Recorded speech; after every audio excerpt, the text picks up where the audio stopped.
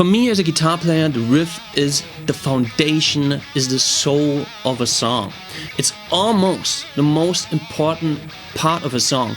Certainly for me as a songwriter, as a person, as a guitar player who's also in a band who's writing their own music, it's the starting point often for writing a song. A riff is like a repetitive, groovy, rhythmic, cool sounding tune that keeps repeating and is looped in a song and can then be used in part of a verse, a chorus, or by itself, kind of like a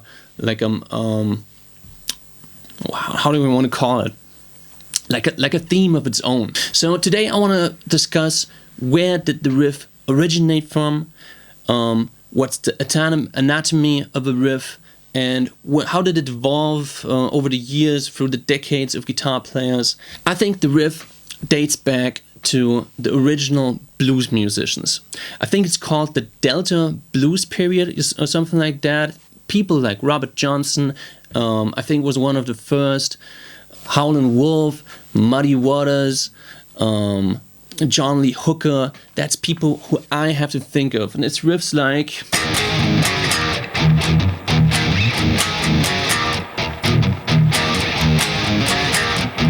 stuff like that, or it could even be...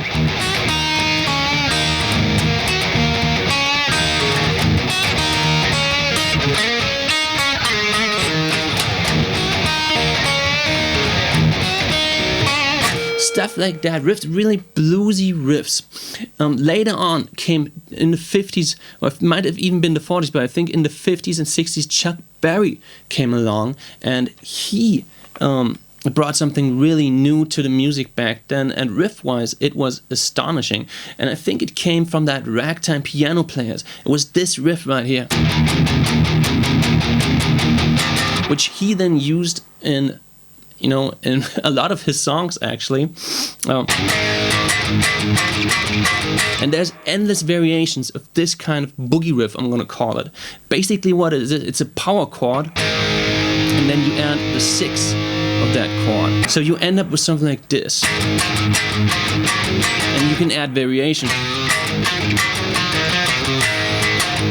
Now you can take it to different, this is on the 1, then you can take it to the 4, to the 5, and make it like a blues progression, a 12-bar blues form.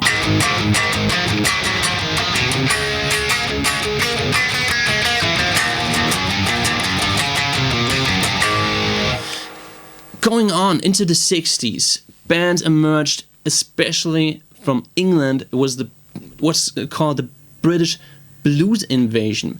Bands popped up like the Beatles, Cream, John Mayall and the Blues Breakers.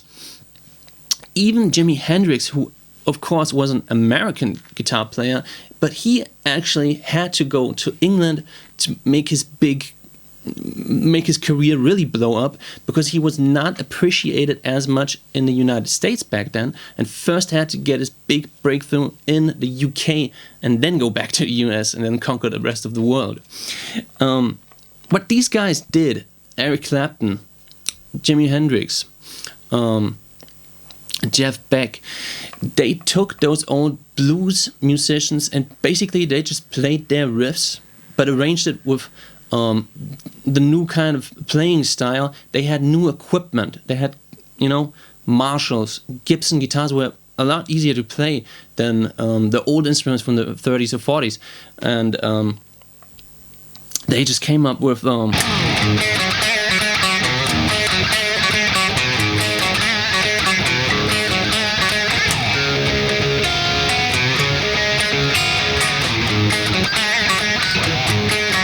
Again, going into that blues progression, I think it might be a 12-bar blues form, basically, Crossroads.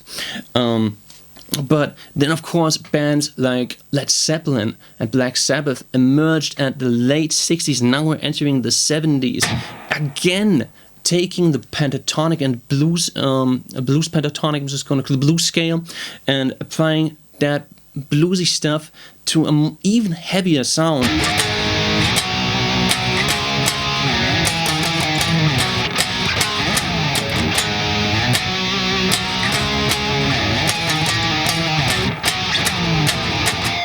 Or, as I played in the intro,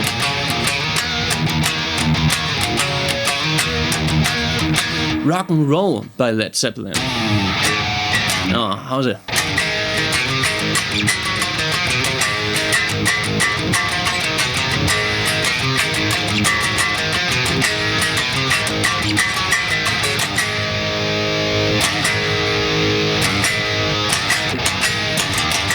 Something like that, right? Led Zeppelin. Heartbreaker.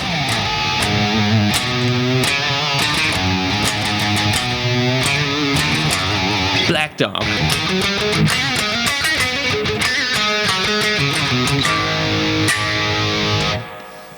Just really fun to play riffs, all still based on the blues pentatonic. Then, entering late 70s to 80s, something started to happen here. We had guys like Paul Gilbert, Steve Vai, Nuno Bettencourt.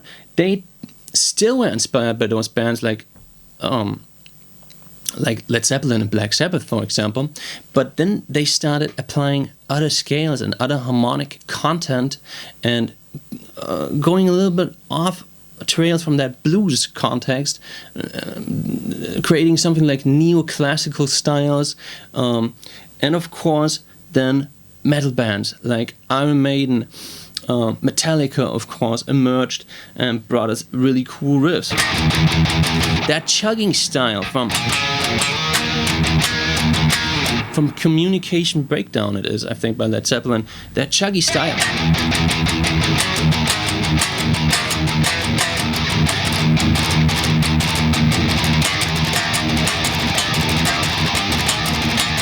Now starts really to evolve and make a game of its own, become its own style. And that chugging and that palm muted power chord style really becomes its own genre almost. Really a characteristic of metal and hard rock.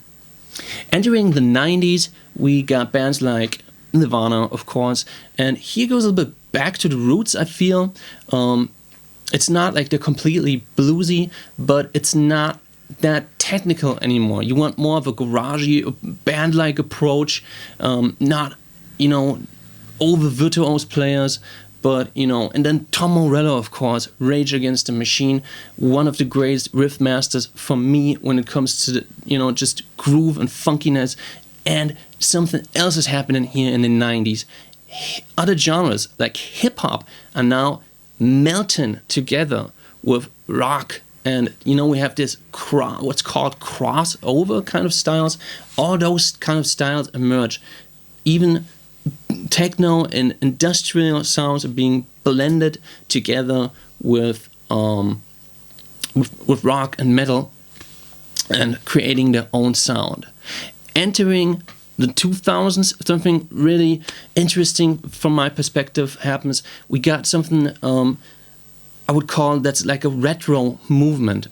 Bands like the Black Keys, the White Stripes, even Wolfmother, for me, a big representative of looking far back into the 60s and 70s, and even farther back to the real Delta musicians, blues Delta musicians.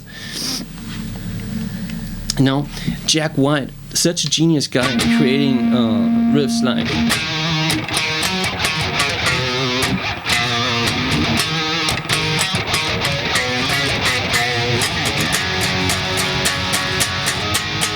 simple yet effective riffing.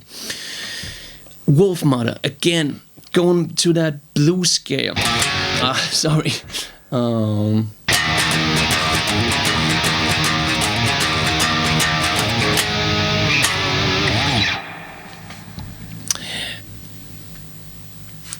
So we got this retro, desert rock, stoner rock, all those kind of genres kind of blend in together with that kind of vintagey approach of looking back and taking licks of that old blues masters bands like Black Sabbath, Led Zeppelin, Cream, but making it more heavy and of course blending it in with just modern productions. Let's talk about, for me, what a really good riff is made up. First of all, it has to be really simple. Why? Because you want it to be repetitive.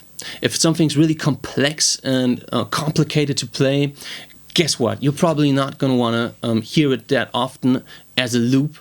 So it has to be simple. Also, because it's simple, you know, it's easy to remember, and it just sticks. It's like a hook. Second thing is the rhythm. It has to have a really strong feel, a really strong groove. The third characteristic of a riff, for me, it has to be repetitive.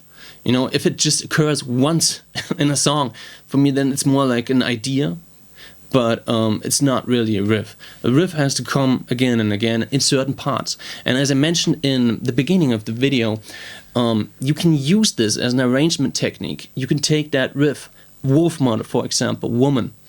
The riff is being used in the verse and almost throughout the entirety of the song. But of course, you can also take a riff and make it to a chorus.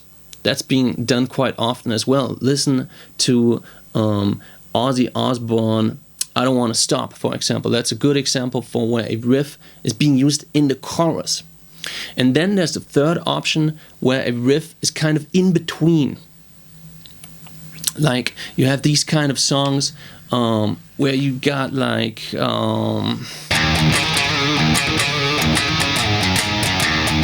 riff, and now comes the verse, some kind of verse, blah blah blah blah, blah blah blah, and now it goes back, alternates.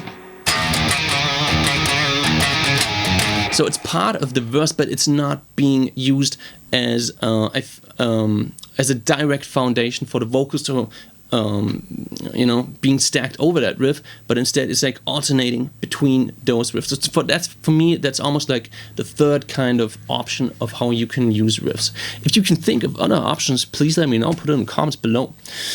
That brings me to the music scene of today. For me, the riff is still as important as it's been in the 30s, 40s, 50s, and all throughout, you know, the 20th century. It kind of has never lost its importance in songs. I love to listen to a song when there's a really good riff in there. I just love to hear that from other modern bands of today.